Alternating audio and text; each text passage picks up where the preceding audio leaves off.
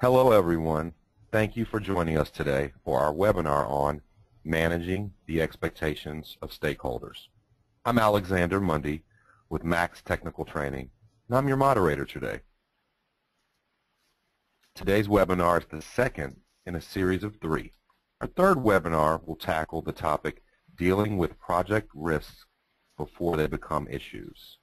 It will be held on September 11th, and we encourage you to register for that webinar too.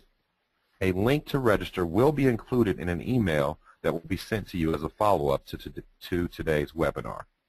Each of you will receive our follow-up email, which will include links to a recording of today's webinar as well as the speaker's slide deck. Look for that email to arrive sometime early next week. As you know, today's webinar is provided by Max Technical Training. We are a premier provider of software and professional skills training, known for delivering expert instruction in today's leading technologies. Max has been delivering training for over 16 years, and today you'll find over 500 courses in our catalog, with over 50 specifically for business professionals, from a business analysis essentials course to the CBAP exam prep course. You can also receive training and certification in Agile and Scrum, including Professional Scrum Master and Professional Scrum Product Owner with us, as well as all of the ITIL courses from Foundations to Expert Level MALC. In fact, our next Managing Across the Life Cycle class is scheduled for September 22nd and is the only one you'll find in this region. Now, on to a few quick housekeeping tips. We're scheduled to be together for about an hour, and we commit and promise to being good stewards of your time. Laura, our presenter today, will talk for about 50 minutes, and then she'll have 10 or so minutes to take some questions. If you have a question during the presentation, please type it in the question section found on your GoToWebinar screen.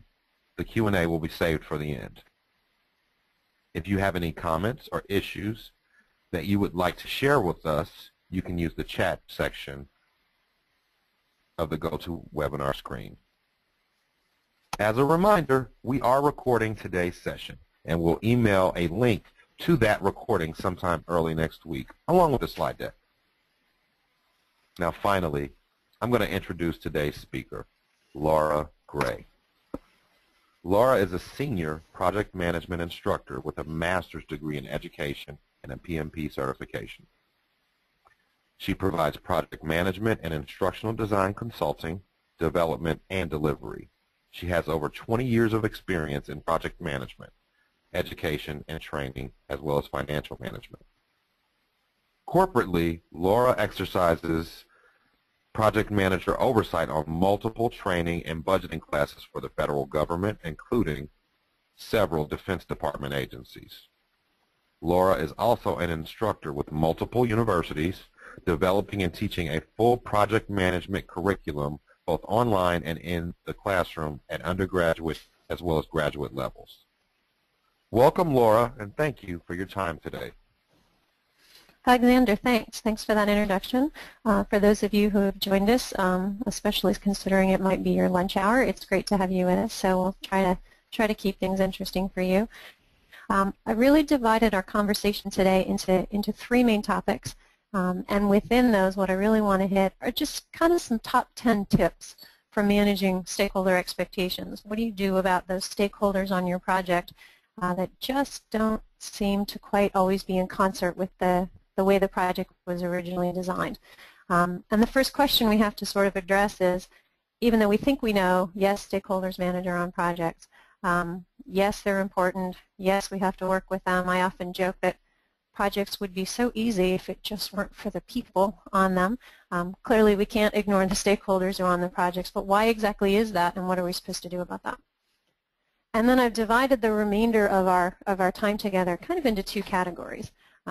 the overarching theme of this presentation is that it is much easier to help someone make up their mind than it is to change their mind later on. So of our top 10 tips, the first 5 are devoted with how to help somebody make up their mind before they become entrenched into an expectation that may be unrealistic or that can't be met. And then the second half of that is if you do run into that you have a stakeholder that just doesn't quite seem to be kind of going with the rest of the team, understanding the purpose of the project, or seems to be wanting to take a task in a different direction, how do you deal with that? How do you work with someone to change their mind? And is it in fact changing their mind that's the best answer? So that's kind of how we're going to divide things up first. And so the first question I have for you, this first statement, projects only exist to satisfy some stakeholder need. Do you think that's true? So in your chat window, would you say, yes, I think projects only exist because some stakeholder had a good idea, or maybe a not so good idea, or projects have different reasons for existing? So that's kind of the question. Do you think stakeholders drive projects, or do projects kind of come from anywhere else? Okay. My input and the way that it's easiest to look at it is that if you think about it, no project exists for its own sake. We don't undertake projects simply because they seem good ideas. Projects exist to solve problems, and I think we kind of forget about that. Projects exist because some situation is less than optimal, right? It might not be bad, we might not be in crisis, but something could be improved. Well, the hard part about that is that it's usually somebody's opinion that something can be improved. And for most of us, when we're working on tasks or projects, it usually ends up being a case that somebody had what they thought was a really good idea for a project and sort of dragged the rest of us along for the ride, willingly or unwillingly.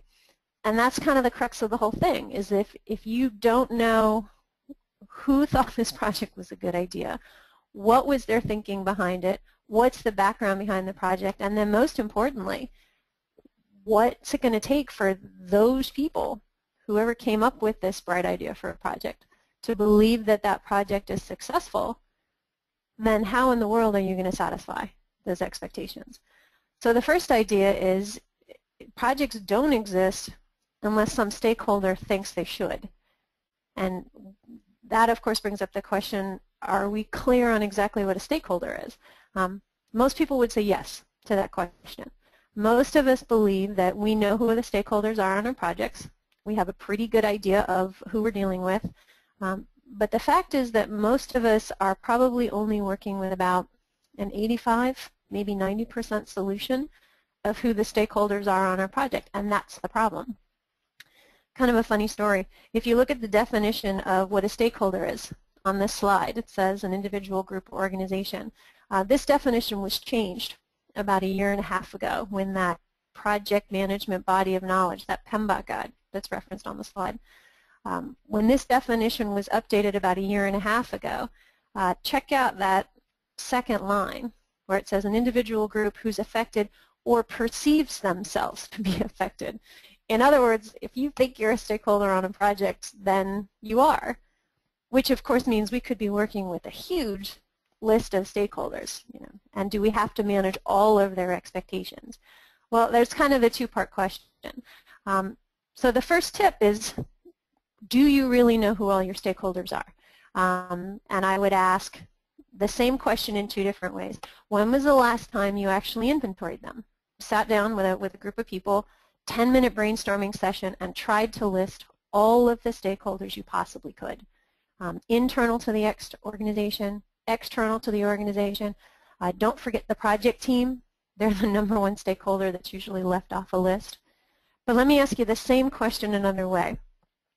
On a scale of 1 to 10, 1 being every day is pretty much the same, I'm not often caught off guard, 10 being every day is a new adventure and surprise for me, how often are you surprised at your work? How often are you surprised on your projects or your tasks?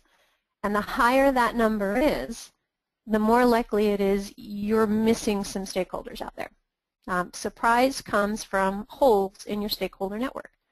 So try it sometime. Start to keep track of when is the last time you received a piece of news about some task you were working on, and you said, well, sure would have been nice to know this earlier. Okay, that means you missed a stakeholder somewhere. So the good news is it's never too late to take a stakeholder inventory. It's never too late to come up with this list. It works better if you do it as multiple people. Obviously, 2, 3, 4 people are going to come up with a better list than a single person. But it's really short. It doesn't take much time at all. You do not have to do something for every person you put on the list, but you can't manage what you don't know about. So this is a great activity to do at a kickoff meeting or at kind of an initial set of meeting when people are still polite and willing to cooperate. But it's most projects are only working with about an 85% solution, and it's that other 15% that tends to cause the problems that we associate with stakeholders. So that's your first tip. Take an inventory sometime.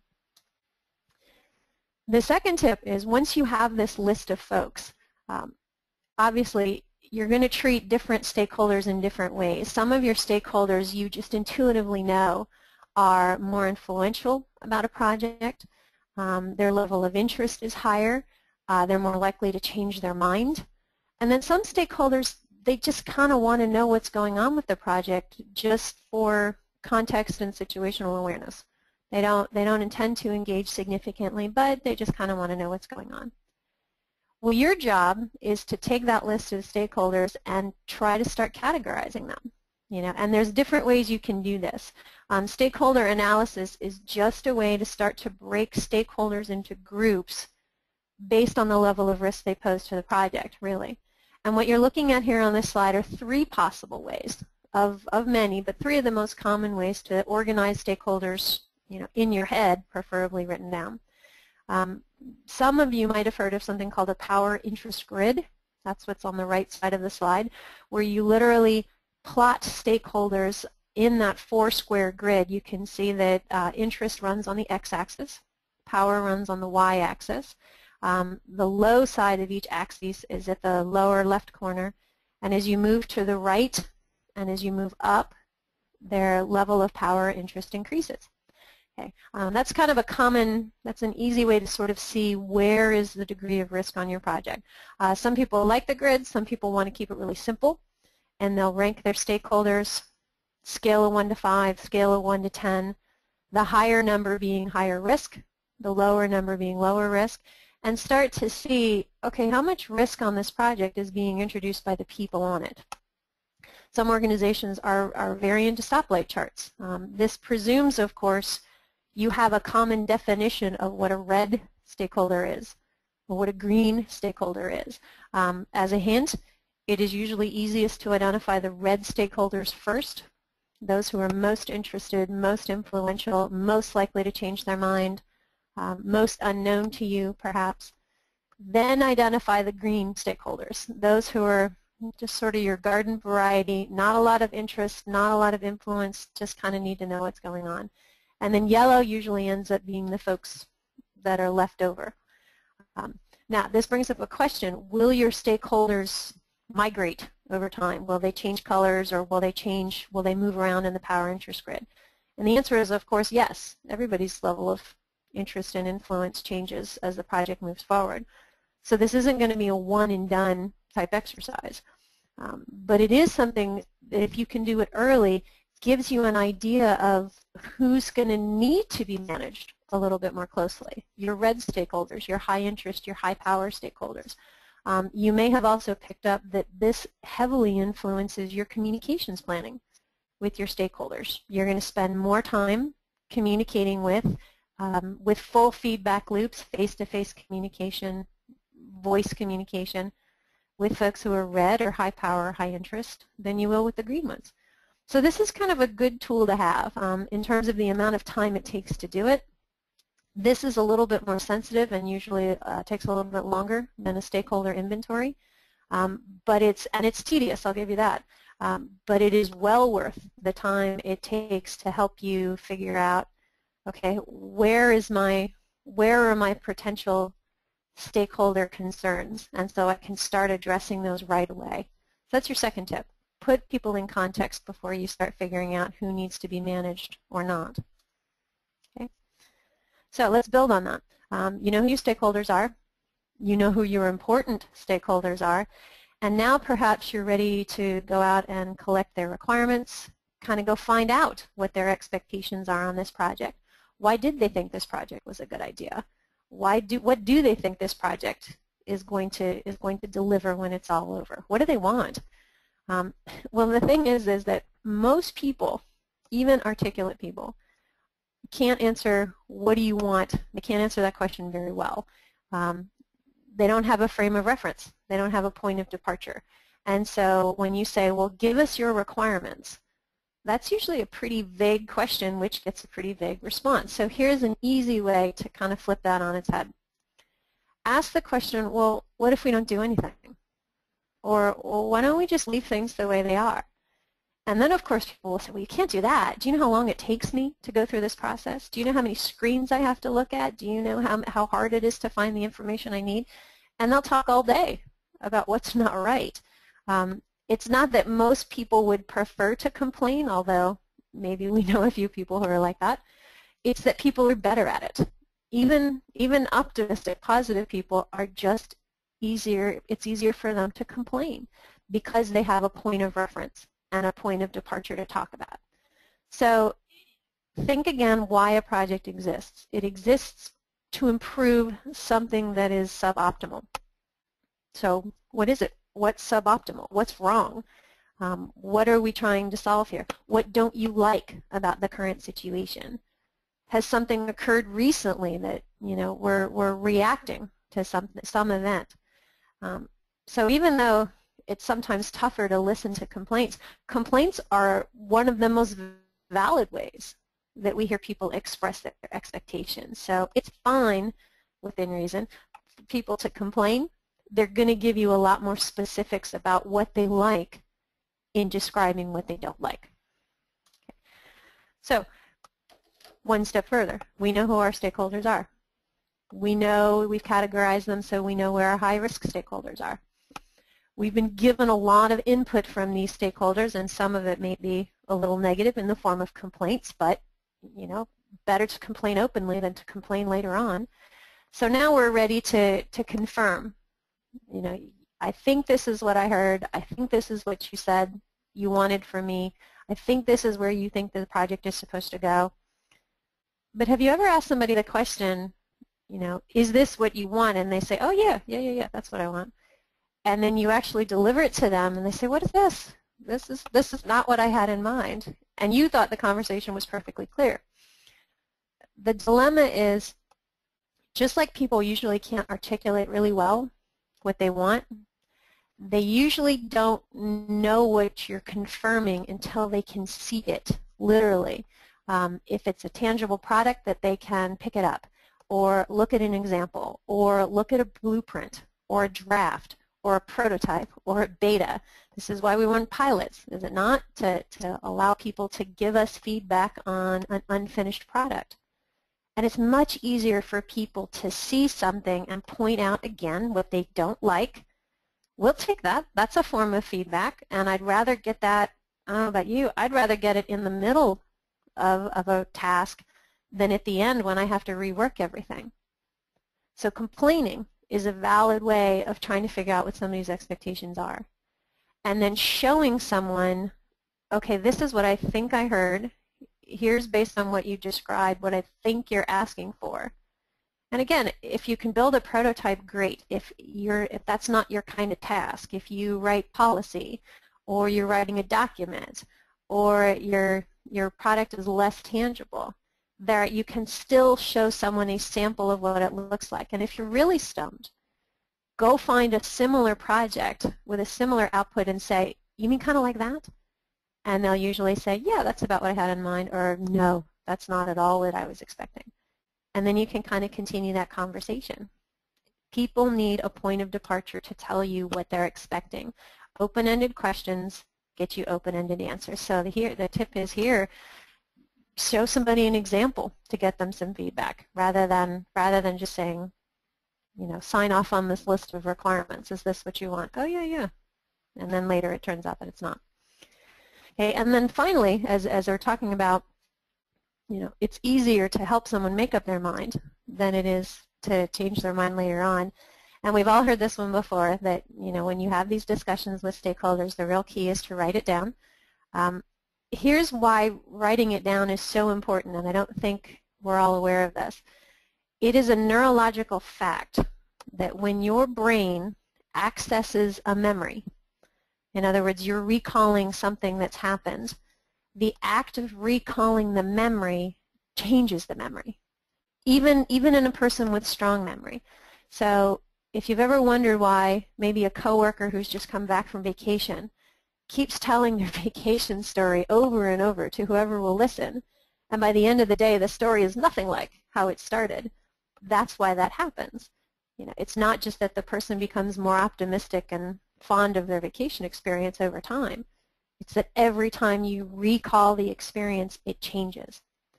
So think about this in a professional environment. You're trying to recall what someone said, or you're trying to respond to somebody's need or expectation. And you say, well, I thought you described this. And they say, no, no, no, that's not what I wanted at all. Well, the only thing you have at that point, unless you wrote it down, preferably with that example, that prototype we talked about earlier, unless you wrote it down, somebody's expectation remains a matter of opinion. Project requirements, stakeholder needs are opinions until they're documented in every case. So let's kind of take this one step further. If you're dealing with a stakeholder that you don't have a lot of experience with in particular, or a high-risk stakeholder, your red stakeholders, your high interest, high influence, you're always going to use two forms of confirmation with them. Written confirmation is good to sort of close the feedback loop, but the written confirmation has to encompass the verbal or the visual confirmation that you got previously. So if you're showing somebody an example, a beta, a draft, a prototype, and you manage to capture what that person told you, then you write it down and say, okay, or better yet, just keep that prototype and say, okay, here's what we agree upon, and then of course try to get sign-off. As one extra tip that's not referenced here but may come in handy, say you're writing down what somebody's expectations are, or you're writing requirements, say that's your job. Go back and look at what you've written down, and this sounds a little funny but it works. Underline every adjective and adverb that you used in those expectation descriptions. And the reason I say that is when I talk about things like adjectives and adverbs, we're talking about phrases like user-friendly, mission-critical, more efficient, more effective, better aesthetically. I don't know what those things mean. I know what I think they mean, but I promise you that when you start using adjectives, they're going to mean something different to you than they are to everybody else who's reading it. Unfortunately, that's a part of the human condition. Efficient means many different things to different people. So let's take that as an example. If you're trying to say that this requirement is going to make something more efficient, well, efficiency is really producing more in the same amount of time, or producing the same amount of something in less time, isn't it? I mean, isn't that how you define efficient? So why not just say that? Why not say that quantifiably? When you're going to write things down, when you reach agreement, you want just the facts. You don't want, the longer your explanation goes of what you think that expectation is, the more likely you are that there's some misunderstanding embedded in there that you don't realize. So write it down, avoid adjectives, avoid adverbs, and make what you've written down a confirmation of what was visually and verbally already confirmed. So you kind of need those two things. All right, so that's kind of the first half, is how do you go about helping set someone's expectations? It's easier to set expectations than it is to change them. But say you're going through the project, you have a stakeholder, they're having an issue with the task at hand, and the best definition I ever got from somebody as what an issue is An issue is when you have a stakeholder's expectation and then you have reality, right? And that there's a difference between the two of them. So an issue is the distance between the expectation somebody has in their head about the way a task should proceed or a project's outcome and the way it's actually proceeding or the actual likely outcome. And most people, when you say, okay, how am I going to solve this issue? Most of us would look at this and say, well, obviously, I've got to go and change the stakeholder's expectation is wrong. I mean, isn't it true that implicit in the phrase, well, we've just got to manage stakeholder expectations better? Implicit in that phrase is that it's the stakeholder's expectations are the problem, right? It's somebody's got something wrong in their head and they need to be corrected in some way. My next tip is, are you sure about that? Especially depending on who the stakeholder is.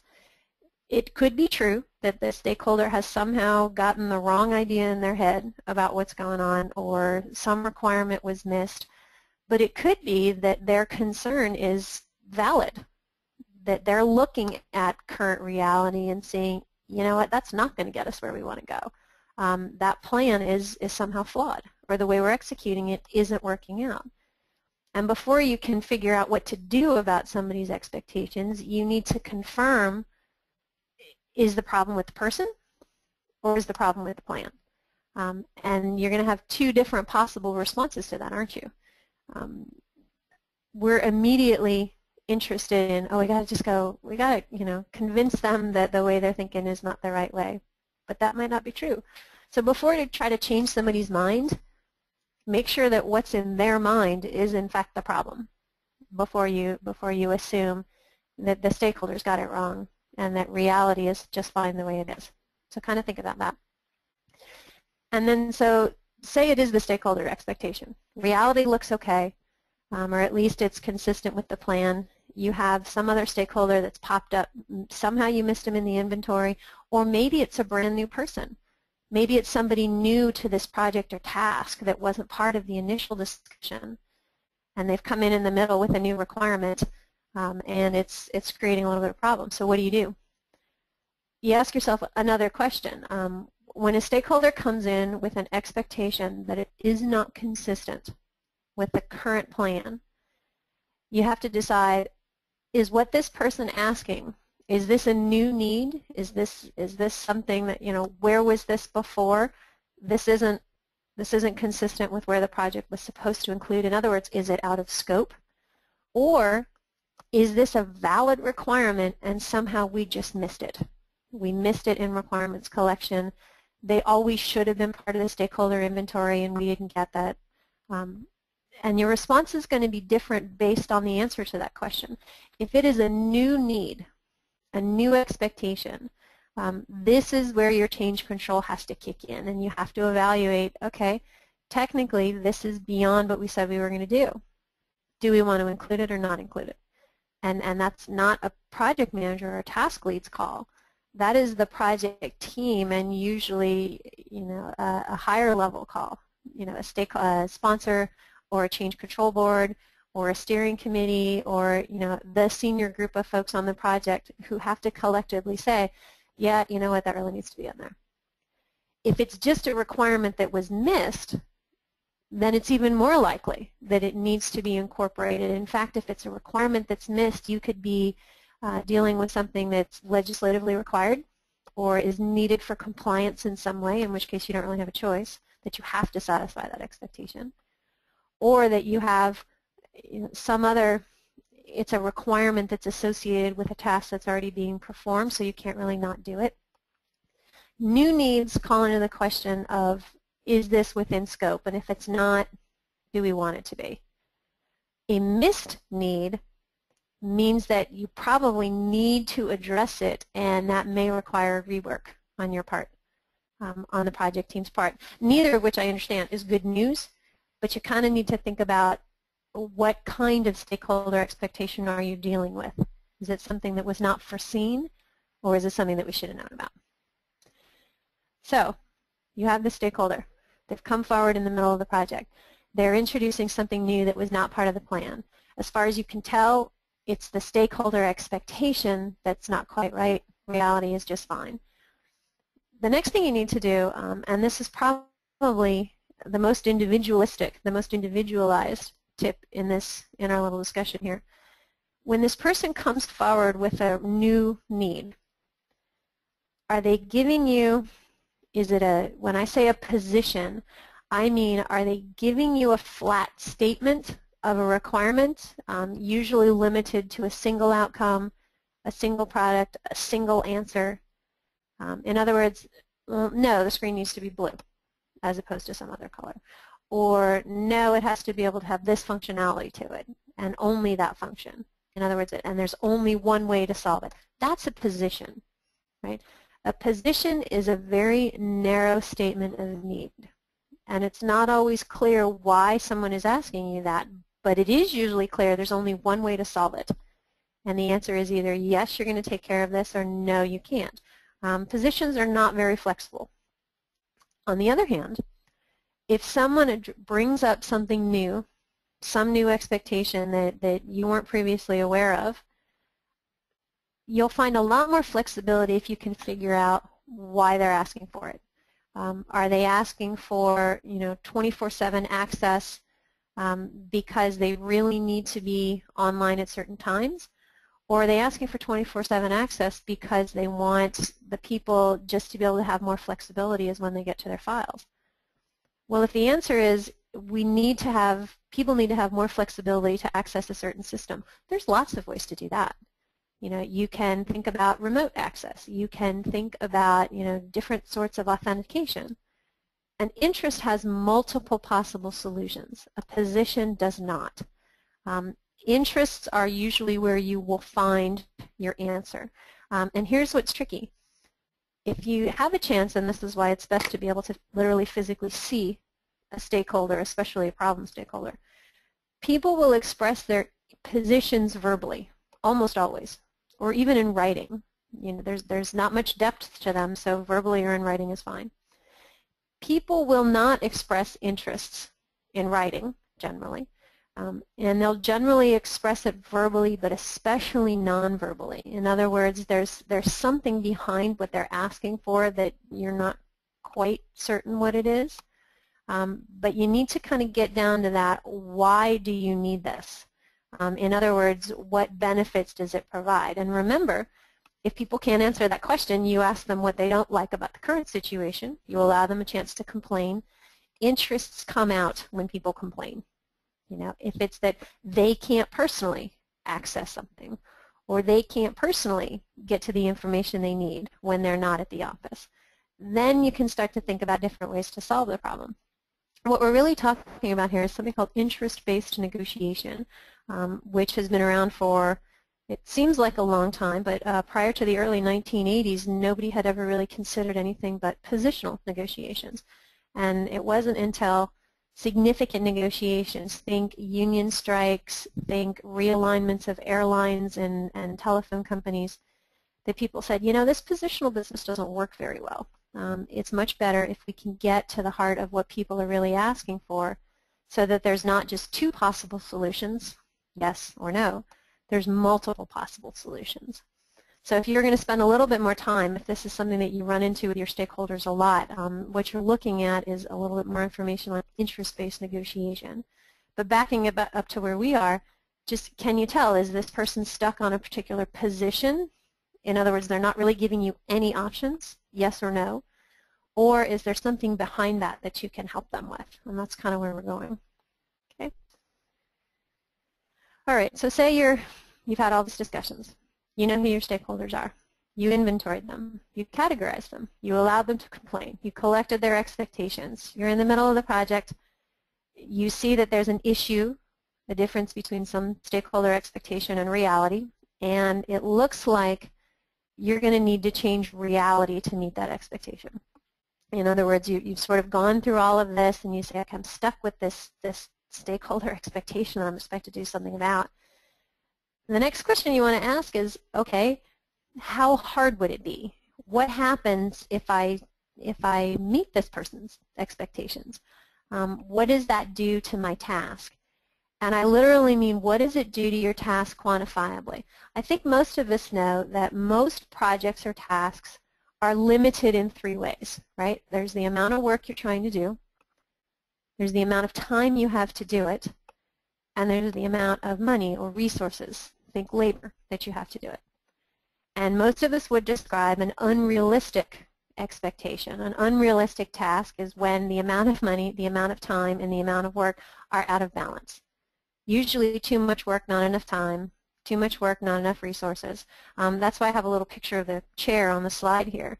That some people will refer to this theory as the triple constraint theory, or a three-legged stool, meaning that if any one of the legs of that chair, any one of the sides of the triangle is imbalanced, you cannot change any one side of a project without changing at least one of the other two sides.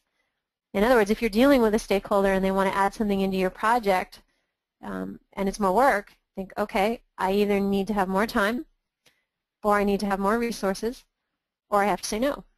Right? That's how you keep the sides of the triangle touching.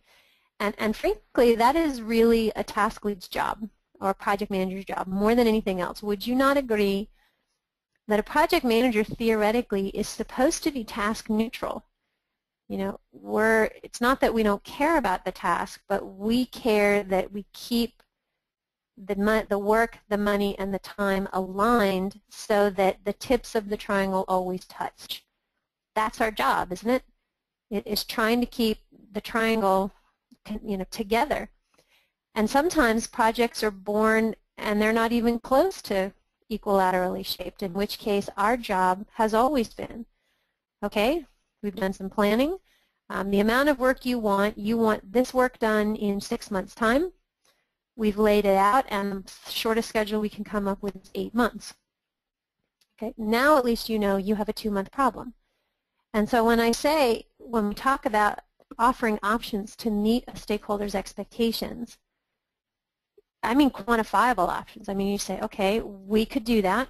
We could make this kind of change. Quantifiably, here's how much time it would take, or here's how many resources it would take. Yes or no? Are these options okay or not okay? Or is there really an impact? Now, we would all collectively agree that usually when somebody wants to change something on a project or a task, yes, there's an impact in the time or the resources involved. But haven't you ever noticed that if you are talking to your boss or you're talking to a supervisor and you say they want you to do some work, and you say, I can't get it done by then, or that's not enough time, isn't the first question they ask you, well, how much time do you need? And so if you don't have an answer to that, then how are you supposed to make a decision? How are you supposed to offer an option? So the next thing when you're dealing with this unrealistic stakeholder expectation is, okay, what would it take to make it realistic? Now, it might not be good news, but is it possible news? And that kind of takes me to the last tip that we're talking about, is don't forget that you're a stakeholder on a project, right? And so you're subject to all of the biases and opinions that every other stakeholder is. You have positions, you have interests, you have natural resistance. Of course nobody wants to add more work to a project, especially if you're the one that has to do the work. So before you look at, okay, why am I feeling like this stakeholder's expectation is unrealistic? Or why am I feeling like this person needs to be managed? Well, typically we think somebody needs to be managed is because they're not seeing things the way we see them. And so my last tip is, okay, you're a stakeholder just like anybody else. Are your expectations in line with the task? Why are you resistant to what this other person's proposal is? Is it just because it's more work involved? Is it because it's a lot more work involved? Is it because, you know, why didn't you say something sooner? We've all said that. But in the end, it kind of comes down to, okay, is this something we need to do or not do? It might not be convenient. It's probably not good news. But why are we having such a problem with it? And have you looked at, okay, here's what it would really take to meet this person's expectations? Keeping in mind, of course, that you've obviously categorized this person, and if you're that much worried about it, then this must be a stakeholder that's worth worrying about. This is a red, this is a high interest stakeholder. So are you sure that it's not you? Just as one last check, are you sure that you are not the stakeholder who's got an unrealistic expectation? Okay. So here they are. Here's our top 10. Starting from the top of the slide, kind of going down to the bottom. The first 5 have to do with collecting expectations, setting expectations. So much easier to do it than changing somebody's mind later. So you're going to want to try to come up with a list of who you think those stakeholders are. And since you're not going to do something for absolutely everyone on that list, you're going to have to categorize them. Not all stakeholders are created equal. And you're going to concentrate most, obviously, on managing certain stakeholders, not all stakeholders. And then once you've got this list, you're going to concentrate on the folks that your stakeholder analysis told you are going to pose greater risk or may have more issues with their expectations. And when you ask them, hey, what do you want out of this project, or what are your requirements? What do you think is going to happen? Open-ended questions will give you open-ended answers, which is not what you want. Instead, go back to the basic question. Why can't we just leave things the way they are? Or what's wrong with the current situation? Or how hard is it to do what you're currently doing? Where did this project come from? In other words, what's happened that now somebody now thinks we need this? That's going to be your uniting factor among your stakeholders, is agreement on why you're doing something. And if they still can't give you a decent answer, show them. Say, well, here's what I think we're doing, pictorially. A blueprint, a graphic, a prototype, a beta, an example, a draft, a sample, another product that's similar in nature, similar functionality, similar look and feel. For both tips 4 and 5, actually 3, 4, and 5, people need a point of reference, a point of departure to tell you what they want. Even articulate people, even people who think they know what they want. It creates a better understanding between you and the stakeholders you're working with if you have a point of departure for discussion always. And then, of course, the obvious idea is to capture what that is. Write it down. Don't use adjectives. Don't use adverbs. And reach agreement on that. Then, ideally, going into this process, once you've kind of lined that up, it's not that managing stakeholders is going to be easy after that, but it should be easier. And so when you have flare-ups with certain stakeholders, or their expectations seem to be not what you were thinking they should be, is the dilemma with what the stakeholders got in their head, or is it with the way the plan is really proceeding? In other words, is the stakeholders' concern valid? And then from there, is their concern a new requirement? Is it something that's just come up, or is it something that we probably already should have caught? And if it's something that's new, then we need to have that discussion about it being out of scope and should it be included.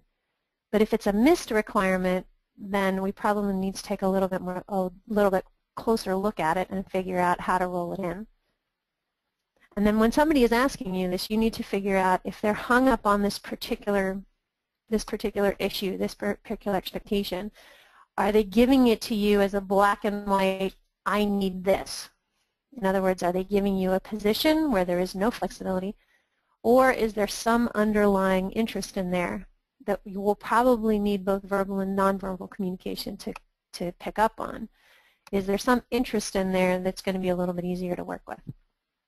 And at the end of the day, maybe you do. Maybe you have to think about, okay, how am I going to scratch this person's itch? What if they've got an expectation that I have to figure out a way to roll this in? The way you express how you can or cannot meet that is by saying, here's what this does to the 3 constraints of this project. Here's the amount of work that you're changing. Here's the change in the time that's required. Here's the change in the resources required, and quantifiably, enough that if somebody told you, hey, this change is needed, and you asked, well, what does that do to the rest of the project? You would have an answer. I mean, think like a decision maker. What kind of information are they going to want to know? Okay, how much more is it going to take? How much longer is it going to take? What's it going to cost me? What does it do to other tasks? You know, basic project change control. And then finally, we had said, in all of this, be sure that it's your expectations are just as realistic as everyone else. That the dilemma isn't somewhere within you. Are you being resistant because the work is harder, because it's more, because it wasn't expecting, because your professional relationship with that person isn't great. What is it that's making it so that that person's expectations seem unrealistic to you? And is it them or is it you? To kind of give you another idea where you can find more information about all of these things. Clearly, a lot of what we just talked about comes out of that project management body of knowledge guide, which, if you don't have background in that, is an industry standard. By industry standard, I mean there's 4 million copies of it floating around the planet in 8 different languages that codifies really deeply. Here's processes for identifying stakeholders. Here's processes for categorizing them. Here's processes for managing them. Now, it's a standard document, so it's going to treat all projects equally. Government, non-government projects, IT projects, pharmaceutical projects, construction projects, they're all going to fall within the same guide. So they won't be quite as specific as some of the discussion that you and I have had here today. But it's the document that most folks use to kind of help follow these processes. But I did want to bring up one other as well, that business analysis body of knowledge. Some people call that the BABAC guide. Talks very specifically about the best ways to try to capture stakeholder expectations, only they're going to call them requirements elicitation. They talk about the pros and cons of using prototypes, of focus groups, of interviews, of requirement sessions, but when we talked about how to collect someone's complaints here and how to write them down, why a prototype is so effective, you kind of might find some more information in there. And then when we talked about interest-based negotiation, the original text that identified that was written way back in 1981. It was a book called Getting to Yes that most of us have probably heard of. What's interesting is the two folks who wrote that book, Fisher and Urey, also have something called the Harvard Program on Negotiation. It was founded by them, and that website that you're seeing there, that pon.org, has all kinds of information on negotiation specifically and interest-based negotiation especially. So you might find there's good free stuff out there, lots of articles and case studies and that kind of thing.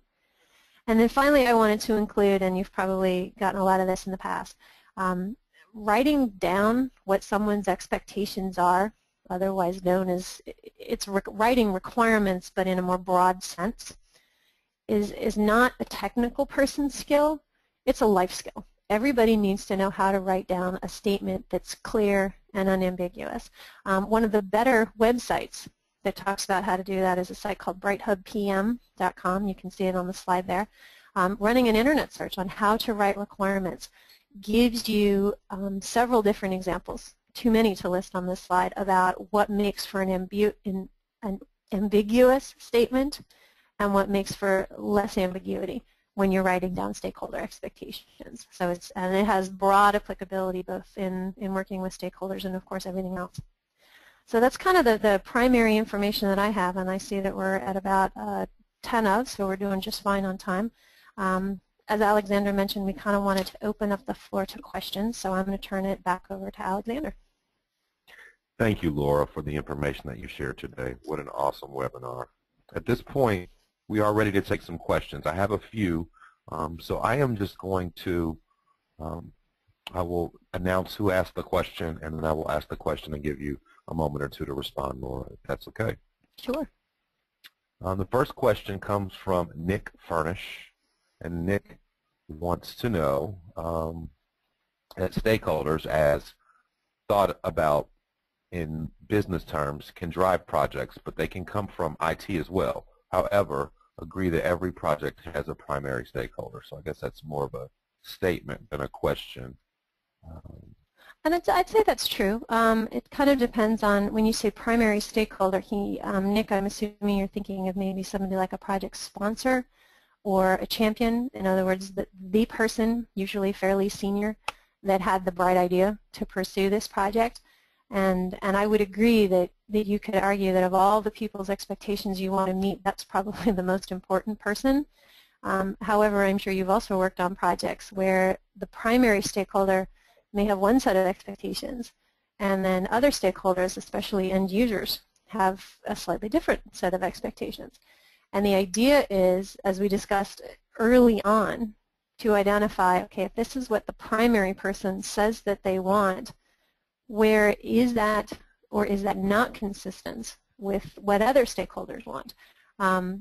You can't know where the disagreement is until you ask that question, and so we're kind of back to collecting everybody's requirements, figuring out what their definition of success is, and then looking for the sweet spot, looking for where agreement is.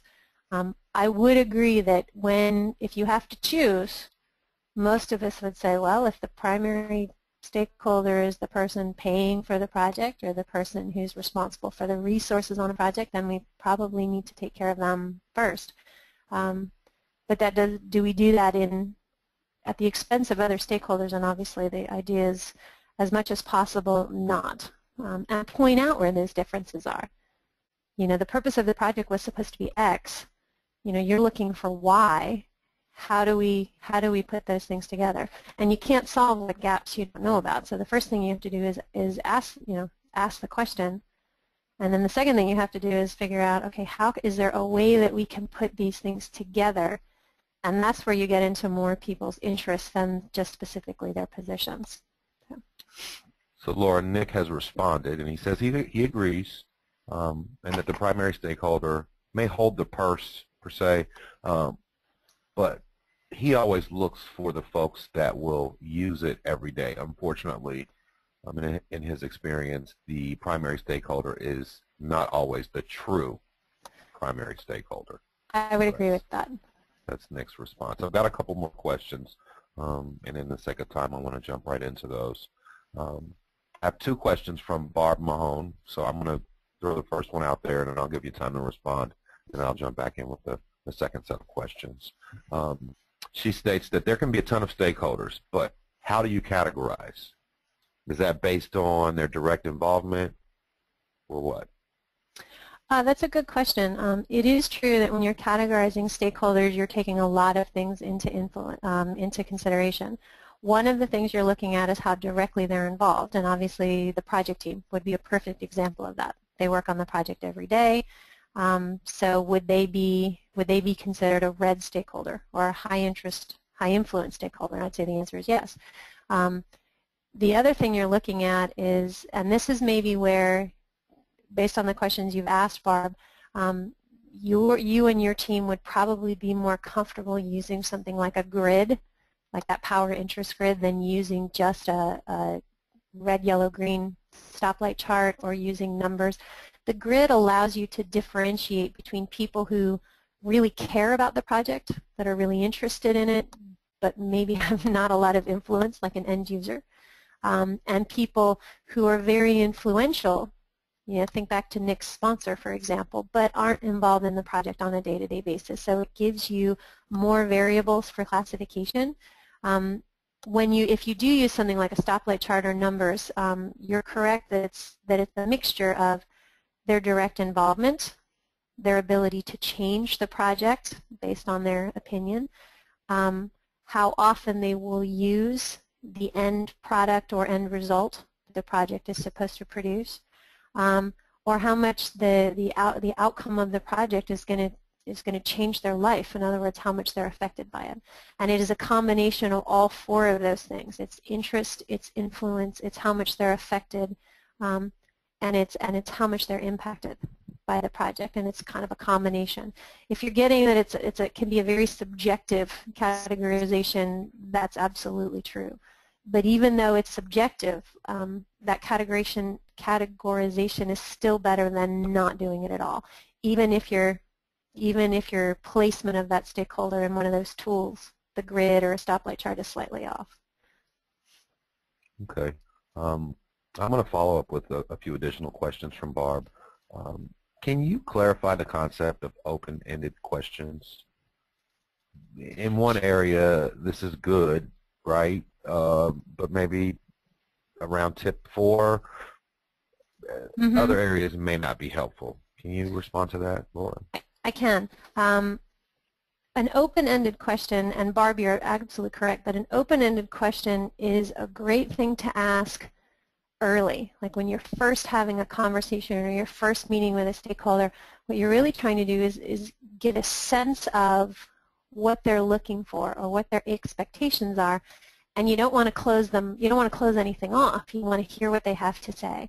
And so broader questions such as, tell me a little bit about what you think this project's going to produce, or tell me a little bit about what you'd like to see in the outcome, or tell me a little bit about the problems that you're having. Those are great time for open-ended questions because you're going to get all kinds of information. They become less helpful when you're trying to nail down a specific solution. So think of the chronology in a project, that open-ended is better in the beginning. You want to get more specific about providing things like samples and prototypes and drafts and those sort of things, almost as a second follow-up set of questions. So open-ended is your broad requirements collection, kind of could be all over the place.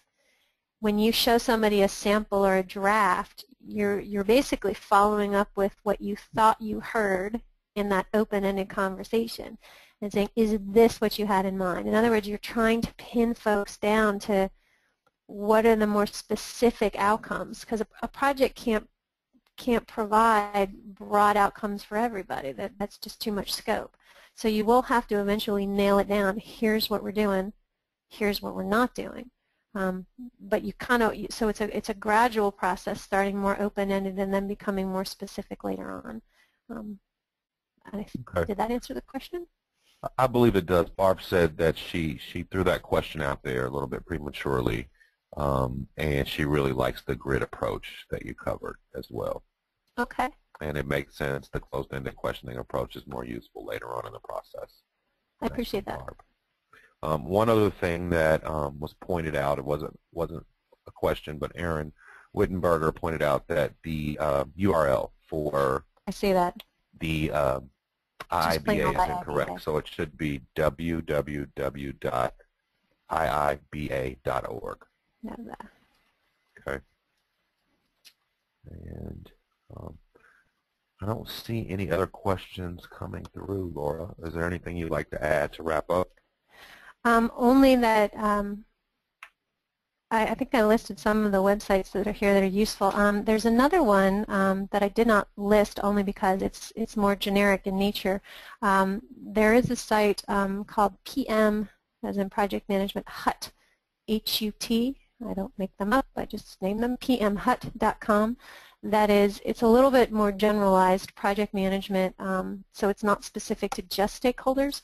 But it's it's a site that spends a lot of time on education, a lot of time in examples and case studies, and I'm trying to understand this, or what do I do if I have that problem.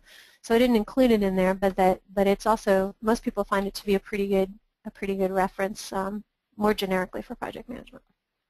Okay. What I'd like to do is wrap up by showing our participants a list of some upcoming classes that they may have interest in. And the last slide I have is this 5 fast facts. Like I see the list of the classes. Okay. I think you're referring to the one way up at the top, this one. Yep, that's exactly it. So we've got the Business Analysis Essentials. That class is going to be running on September 8th, and it is guaranteed to run. So anybody who has interest, please reach out to us. A little bit further down, you'll see Managing and Communicating Requirements for Projects. That class is also guaranteed to run, and that is going to be running in October on the 20th. We've got Process Modeling using BPMN. That one is guaranteed to run on September 10th. Understanding Root Cause Analysis is good to run on September 18th. And then finally, Planning and Managing Agile Projects is also good to run on October 22nd. And that other screen, Laura, would be good to highlight our unique policies and those tidbits that set us apart from other folks in the market that do things similar to what Max does. But it looks like we've covered everything in today's topic. I'd like to thank each of you and Laura for joining us today. Now, again, as another reminder, look out for a recording early next week. If you have any follow-up questions or want to learn more about any of the Max offerings that we've shared with you, please feel free to give us a call. Thanks again for your time. Talk to you soon. Thanks, everyone. Good to have met you.